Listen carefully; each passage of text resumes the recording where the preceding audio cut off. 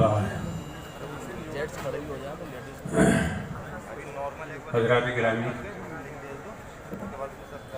وقت مختصر ہے اور بہت سارے ذمہ داران ابھی آپ کے سامنے اظہار خیال کریں گے۔ میں اس موقع کے اوپر دو تاریخی واقعات کی طرف آپ کی توجہ مبذول کرانا چاہوں گا۔ پہلی چیز تو یہ ہے کہ بیت المقدس اور مسجد اقصی صرف ایک شہر یا ایک مسجد نہیں ہے، بلکہ یہ ہمارا قبلہ اول ہے۔ اللہ کے رسول صلی اللہ علیہ وسلم نے تقریباً 1.5 سال تک مسجد اقصی کی طرف رخ کر کے نماز ادا کی ہے۔ اس لحاظ سے یہ ہمارا قبلہ اول ہے۔ دوسرے، اس کی اہمیت اس وجہ سے ہے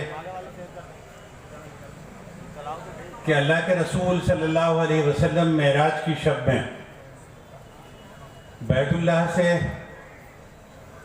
مسجد اقصی تشریف لے گئے تھے۔ وہاں اللہ کے رسول نے شب معراج کے اندر تمام انبیاء کی امامت فرمائی تھی۔ اس لحاظ سے بھی یہ ہمارے لیے بہت مقدس جگہ ہے۔ اور تیسرے اس وجہ سے مقدس ہے کہ سرزمین فلسطین اور بیت المقدس ہزاروں انبیاء کرام کا مرکز رہا ہے۔ اس لحاظ سے ہمارے نزدیک بیت المقدس صرف ایک مقام ہی نہیں ہے، بلکہ اللہ کے رسول صلی اللہ علیہ وسلم نے فرمایا کہ 3 مسجدیں محترم ہیں اور ان کی طرف سفر کرنا عبادت ہے۔ ان میں پہلی بیت اللہ شریف ہے، دوسری مسجد نبوی ہے اور تیسری بیت المقدس کی مسجد اقصی ہے۔ اس لحاظ سے ہمارے لیے یہ محترم ہے۔ اور دوسرا، میں اس تاریخی واقعے کی طرف آپ کی توجہ مبذول کرانا چاہوں گا کہ جس وقت حضرت عمر رضی اللہ تعالیٰ عنہ کے دور کے اندر بیت المقدس فتح ہوا تھا، مسلمانوں نے اپنے زیر تسلط اسے لیا تھا، تو اس وقت عیسائی دنیا کے ذمہ داروں نے یہ شرط رکھی تھی کہ خلیفہ وقت خود آ کر کے ہم سے چابی لیں گے تو ہم چابیاں ان کے حوالے کر دیں گے۔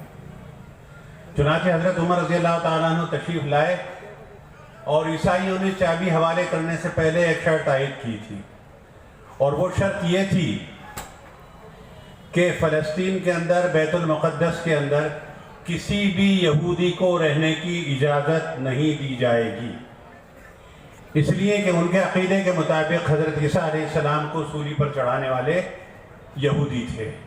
اس لیے انہوں نے یہ شرط رکھی کہ اگر یہ شرط منظور ہو کہ یہاں پر کسی یہودی کو رہنے نہیں دیا جائے گا تو ہم آپ کے حوالے چابی کر دیتے ہیں۔ لہٰذا حضرت عمر رضی اللہ تعالیٰ عنہ نے اس شرط کو قبول کر لیا اور وہ چابی مسلمانوں کے حوالے کر دی گئی۔ بدقسمتی سے بعد میں بیت المقدس وہ واپس عیسائیوں کے قبضے میں 90 سال تک رہا، اور پھر مسلمانوں نے اس کو واپس اپنے قبضے میں لے لیا، اور 1967 میں یہ یہودیوں کے قبضے میں پہلی مرتبہ چلا گیا ہے۔ آپ اندازہ کر لیجئے کہ کہاں تو ایک طرف عیسائی دنیا کا یہ عقیدہ تھا کہ ہم یہودیوں کو یہاں بسنے نہیں دیں گے، رہنے نہیں دیں گے۔ انہی عیسائیوں نے، جن کا عقیدہ یہ ہے کہ ان یہودیوں نے حضرت عیسیٰ علیہ السلام کو سولی کے اوپر چڑھایا تھا، وہی عیسائی آج فلسطین کے اندر اسرائیل کی تمام طاقت کے ساتھ پشت پناہی کر رہے ہیں۔ یہ ان کے لیے بھی شرم کی بات ہے اور تمام انصاف پسند دنیا کے لیے بھی شرم کی بات ہے۔ تو اس موقع کے اوپر میں تفصیل میں نہیں جا کر کے وہاں جو کچھ ہو رہا ہے، آبادیوں کے اوپر پچھلے 70 سالوں سے بم برسائے جا رہے ہیں، اسکولوں کو منہدم کیا جا رہا ہے، اسپتالوں کے اوپر بمباری ہو رہی ہے، اور اس کے باوجود اسرائیل کے سرپرست بے شرمی کے ساتھ اس کی مدد کے لیے تیار کھڑے ہوئے ہیں۔ اور حال ہی میں جو واقعہ ہوا ہے، اس واقعے کے فوراً بعد مظلوم کو یہ حق نہیں ہے کہ وہ آہ بھی کر سکے۔ ہم آہ بھی کرتے ہیں تو ہو جاتے ہیں بدنام، وہ قتل بھی کرتے ہیں تو چرچا نہیں ہوتا۔ 70 سال سے وہ ظلم توڑ رہا تھا، لیکن کسی کو پریشانی نہیں ہوئی. اس مظلوم نے ذرا سی جھرجھری لی تو تمام دنیا پریشان ہو گئی، اور بجائے اس کے کہ وہاں پر حق اور انصاف کا ساتھ دیا جاتا، وہاں پر امن و امان قائم کرنے کی کوشش کی جاتی. جیسے ہی حماس والا معاملہ ہوا، امریکہ صاحب بہادر نے اپنا بحری بیڑا وہاں اسرائیل کی مدد کو پہنچا دیا، اور جہازوں پر جہاز وہاں پر اتر رہے ہیں، اور تمام سربراہان مملکت یورپ کے وہاں جا کر کے ان کے ساتھ اظہار ہمدردی کر رہے ہیں، ظالم کی پیٹھ تھپتھپا رہے ہیں. یہ انصاف کے منہ پر تماچا ہے. ہم ہندوستان کے لوگ جنہوں نے تھوڑی سی غلطی کی تھی، حکومت ہند نے اپنی وہ غلطی سدھار لی. آپ سب کو معلوم ہے کہ پہلے دن ہمارے وزیر اعظم کا جو بیان آیا تھا وہ بھی آپ کے سامنے ہے، اور کل جو ان کا ایک بیان آیا ہے وہ بہرحال حقیقت اور مبنی ہے، اور انہوں نے اپنی غلطی کو سدھارتے ہوئے فلسطین کے ساتھ اظہار یکجہتی کیا ہے، اور جو ظلم وہاں پر ہو رہا ہے اس کے خلاف انہوں نے بیان دیا ہے. دیر آیت درست آیت. ہم ہندوستان کے تمام امن پسند اور انتہا پسند شہری تمام دنیا کے عوام سے اپیل کرتے ہیں، ان ظالم سربراہوں سے خاص طور سے اپیل کرتے ہیں جو اسرائیل کی پشت پر کھڑے ہیں، کہ ذرا ہوش کے ناخن لے لو. اگر تم نے ظالم کا ساتھ دیا تو ایک روز تمہارا وہی حشر ہوگا جو اس سے پہلے تاریخ میں ظالموں کا ہو چکا ہے. میں اس موقع کے اوپر یہاں پر موجود اس مجمع کی جانب سے ان شہیدان فلسطین کے ساتھ اظہار یکجہتی کرتا ہوں، اور ان بہنوں اور بچوں کے ساتھ جو بیوہ ہوئے ہیں، یتیم ہوئے ہیں، اور ان زخمیوں کے ساتھ جو زیر علاج ہیں یا زخمی حالت میں ہیں.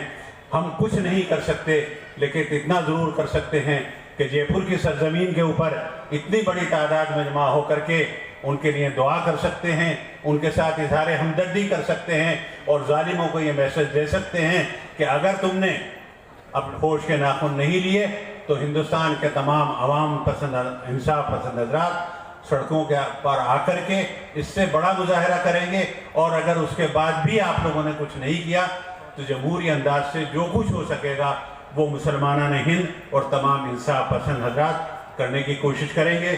اس موقع کے اوپر آئیے ہم دعا کریں کہ اللہ تبارک و تعالیٰ ان شہیدوں کو اجر عظیم عطا فرمائے، ان کے درجات کو بلند فرمائے، اور جو لوگ زخمی ہیں ان کو اللہ تعالیٰ صحت عاجلہ کاملہ عطا فرمائے، اور ہمارے جو حکمراں ہیں اللہ تعالیٰ ان کو عقل سلیم دے کہ اس نازک گھڑی کے اندر وہ ایک بہتر فیصلہ لے سکیں.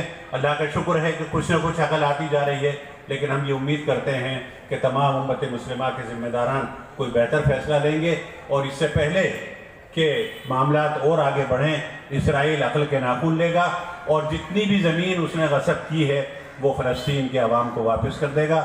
انہی الفاظ کے ساتھ میں اپنی بات کو ختم کرتا ہوں. بآخر دعوانا ان الحمدللہ رب العالمین. آمین. سبھی ہمارے جو مسلمان بھائی مرد حضرات یہاں پر جمع ہیں